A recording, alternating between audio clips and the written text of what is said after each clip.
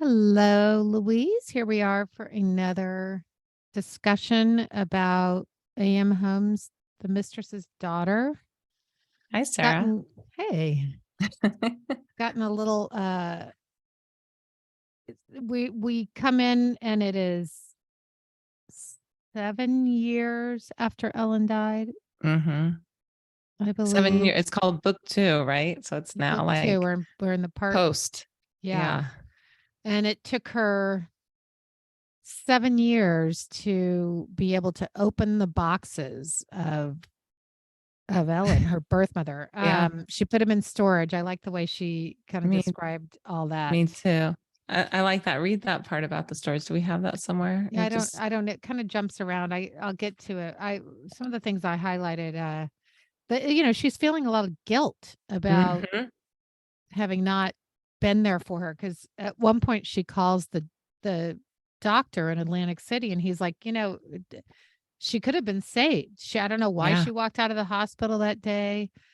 She needed a kidney. She could have been saved. And so then AM is filled with a lot Yeah. of guilt. Like And if she had, asking if she could have donated a kidney and would yeah, it which have, the irony of like the baby uh, that, died before her when her parents Mhm. adopted her had kidney issues. So, Oh yeah, that was really interesting too. It wasn't lost on her that it was about a kidney. I uh-huh. mean, it is a little bit like serendipitous on that. Um, this right before that part, she said that she didn't ask for help. Maybe I like this line. I don't know if it struck you. I'm sure it did actually. She says that Ellen maybe didn't ask because she was afraid and she probably never gotten good results with asking for help, Uh-huh. probably in part because she didn't know how. So instead of getting what she wanted, she continually got what she didn't and she pushed people away. Mm-hmm. I just thought that was really good writing. I mean, about Ellen, but just kind of about when you're lost as a person, you don't know how to ask for help. And Yeah. so you end up being like, I know at my most vulnerable times, I'm probably the worst times that someone wants to help you because you're like, it's so picture this poor woman who's got nobody going through life.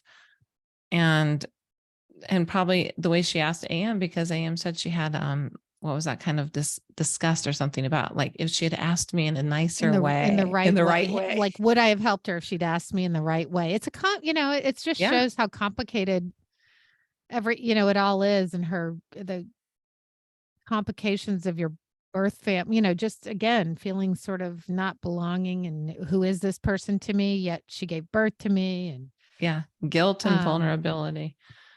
A lot of guilt. yeah.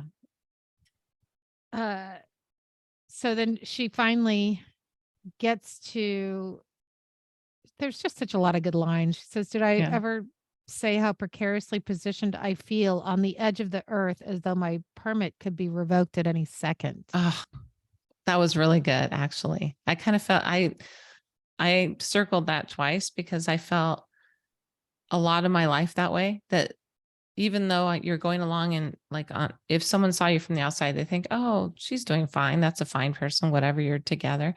I've often felt that way, that imposter syndrome, or Oh, yes. if someone could just come and take it all away instantly. I'm always kind of waiting for that shoe to drop, even into my adulthood. I actually have that exact line in an a personal essay that I'm writing. I said, Oh, I can't we're wait to always see. waiting for another shoe to drop. Um, I again, as always, she's full of humor Yeah. and really makes me laugh. But she's talking about the boxes, and as soon Oh, as yeah. she put them in storage, and she says, I banished the boxes to the Netherland of mini storage. Before they go, I marked them carefully in Sharpie marker on all sides. Dead Ellen, 1 to 4. She put me up for adoption. I'm sending her to mini storage. Yeah. She will join my tax records, my vinyl record collection, my dot matrix printer, my old typewriter, becoming a piece of my life I'm unwilling to entirely unload, but that is best kept off site. Yeah. Best kept off site. I have a folder. So before I saw my bio family recently, I hadn't looked at it in probably 10 years either, because there's something about that kind of scares me, which is silly. You look through it and then you think, why didn't I look at this sooner? Look at these pictures and these letters. But I know it's there and I kind of keep it, not that in a great place and it's kind of sitting there.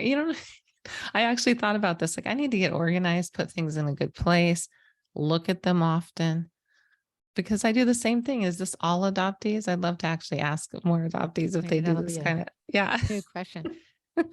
Well, then she finally, it takes 7 years. And she says, in the spring of 2005, I promised myself to once and for all deal with dead Ellen. And she brings Mhm. the boxes and she goes by herself without her family to her house in Long Island. And That just goes through everything. and goes through everything. And it's pretty intense what she Yeah. discovers. It's it's sad too, because there's things in there that make her seem childlike again. How we talked about the child, she's very young mentally, but then also like we were talking about earlier, you and I, all sorts of personal things about debt and houses that she was, I mean, Well, bad and she was business decisions. bad business decisions. And then I think she had some criminal activity, like Yeah. purposeful Fraud. sort of fraud stuff. And served. Did she go to jail or was it her partner? I think her partner went to jail, but maybe she was going to and skirted it. Uh, I'm forgetting, but but before that, there were all these photos from Ellen's early childhood and mhm, taken from a studio in DC that had also taken presidential portraits. So it mhm, was clearly, she came from um, a family of some means. And then, it kind of goes through, you see it sort of chronologically as she gets older and older, and then her father not being there anymore and the changes that had on her. And mm, it, it's like watching someone's progression of the damage in yeah, boxes. You're opening it up and just seeing the damage a yeah. life can cause, a lifetime of damage in these boxes. It was really sobering. So I yeah, thought. that's a good word, sobering. And also, she also brought in the humor about the portraits, because she had wanted her to do a portrait with her. Remember, she said, "Say, let's Yes. get our Like portrait," have which it is an painted, have her outdated portrait thing to do. painted. Yeah, but she did come from that family, from some money where people did. My adopted family has a lot of portraits, and they would sit for paintings, and she thought that would be something they would do, because deep down she's still that girl who's kind of disowned by her family. Mm-hmm. It's so traumatic. Makes me sad for Ellen. I can I picture know. her in my I felt, mind like a complete character who she is. well, here AM even says the boxes, which is what I just said in a different way. Mhm. The boxes are like a paper trail version of This Is Your Life. God. Yeah.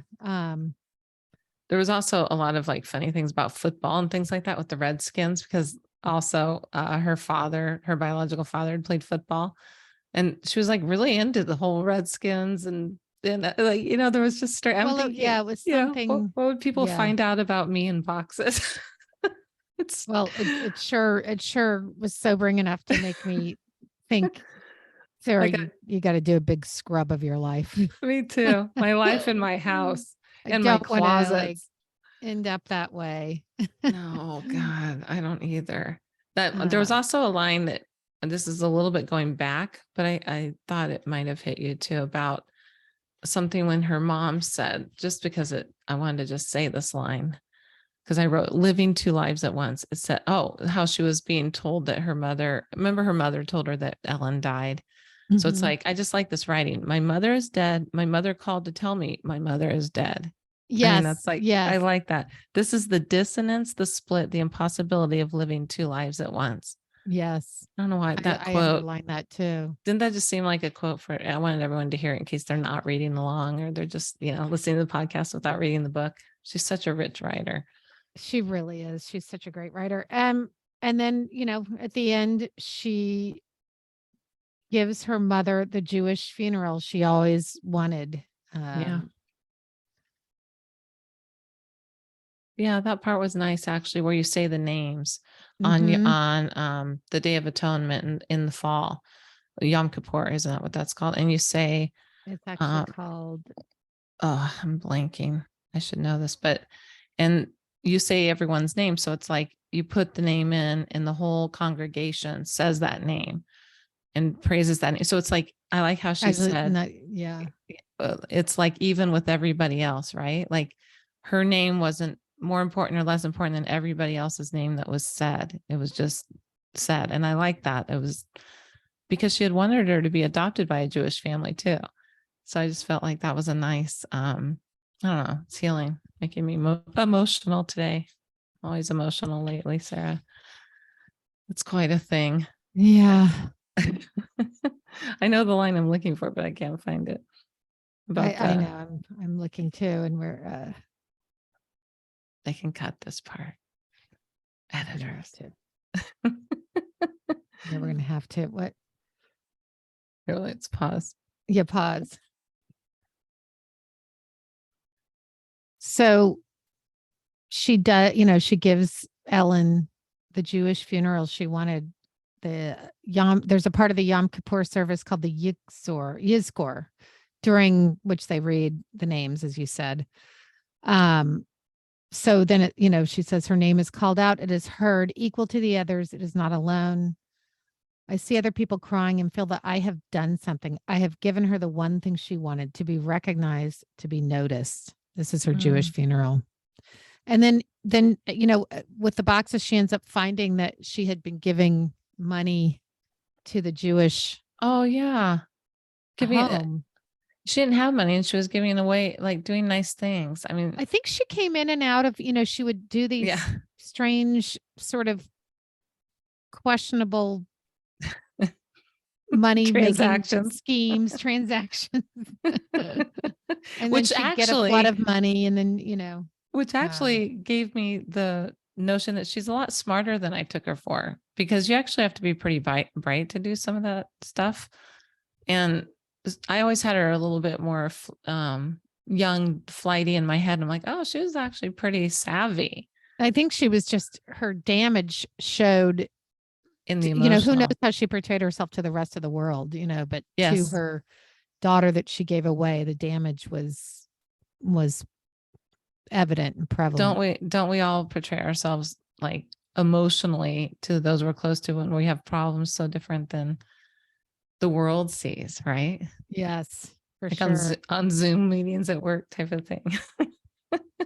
Nobody knows what another well, yeah. intense. I just love her writing so much, and we're not far from the end, so I'm going to be sad when we're done with this one.